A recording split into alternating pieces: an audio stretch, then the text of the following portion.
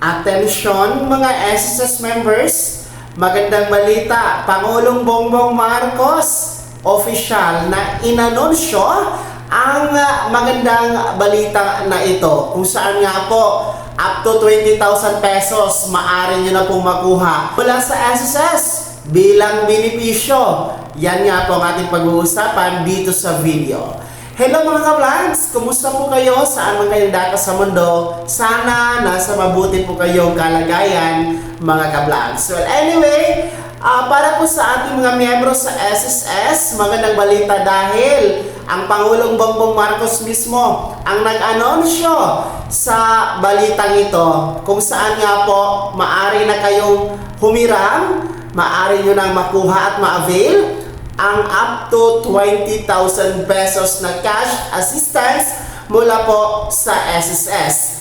Ito po ay tinatawag natin na SSS Emergency Loan Program mga ka-vlogs. Ito pong SSS Emergency Loan Program ay para po ito sa ating mga ka-vlogs na naapektuhan, nasalanta at napinsala po sa mga natural disasters or calamity na nagdaan sa ating bansa. Gaya po ng mga nagdaang mga lindol, bagyo, at iba pa na kung saan ang inyong lugar ay sinilalim po sa state of calamity mga ka-vlogs. Kayo po ang makaka-avail ng SSS Emergency Loan Program. Actually, hawig-hawig lang po siya sa Calamity Loan Program. So, ano ba itong Emergency Loan Program? Sino-sino po ba ang po pwedeng mag-avail dito? Una sa lahat, bukas na po ito.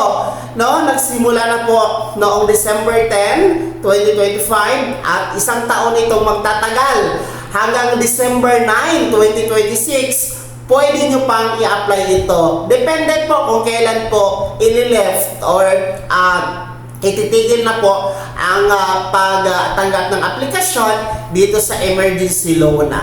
So, sino-sino po ang pupwede dito ng mga miyembro? Sila po yung merong 36 months contribution. Ibig sabihin ng 36 months contribution, that is equivalent to 3 years, 3 taon na paghuhulog at dapat merong at least 6 na buwan na contributions for the past 12 months or 1 year mga ka-vlogs.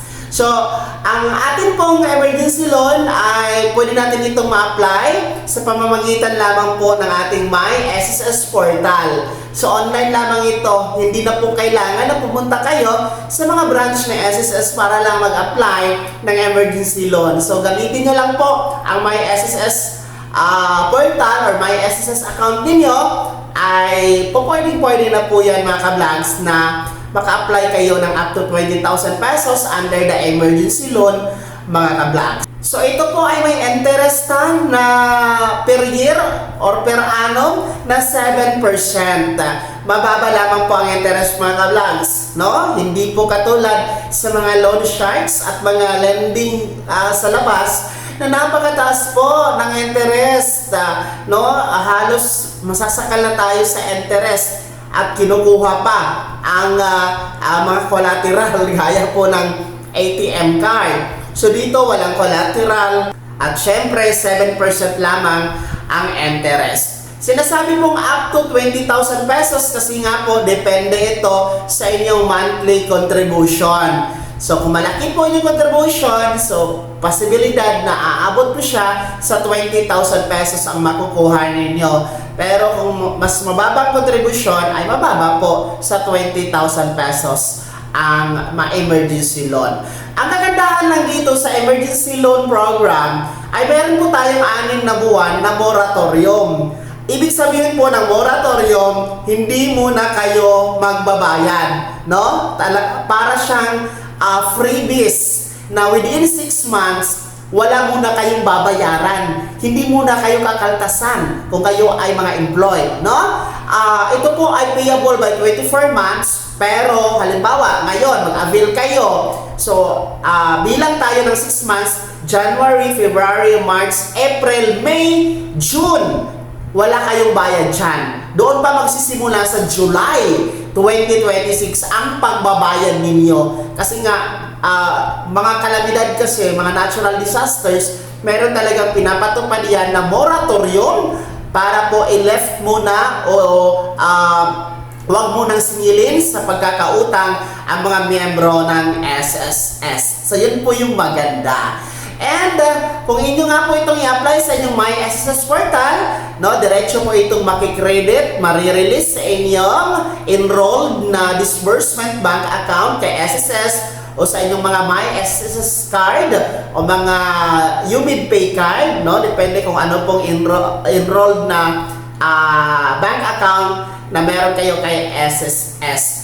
So, mag-apply na po kayo, no? Paalala, hindi naman po ito sa pilitan. This is not compulsory, ha? Sa mga gusto lamang. Lalo-lalo pa kung gusto nyo pong may panggasto sa bagong taon, sa Kapaskuhan, no? Pwede nyo pong i-apply ating emergency loan program. Yan po ay inanunsyo na po ng SSS, ating Pangulong Bongbong Marcos. So, ulitin ko, nagsimula na po yan December 10, 2025 at magtatagal December 9, 2026. At yan po ang ating balita mga kablangsa. Huwag kalimutan mag-subscribe at i-click ang notification bell. Ilagay sa all para una ka sa mga balitang i-upload ko. Maraming salamat. Advance Merry Christmas. Advance Happy New Year. Mag-ingat ang lahat. God bless mga kablangs.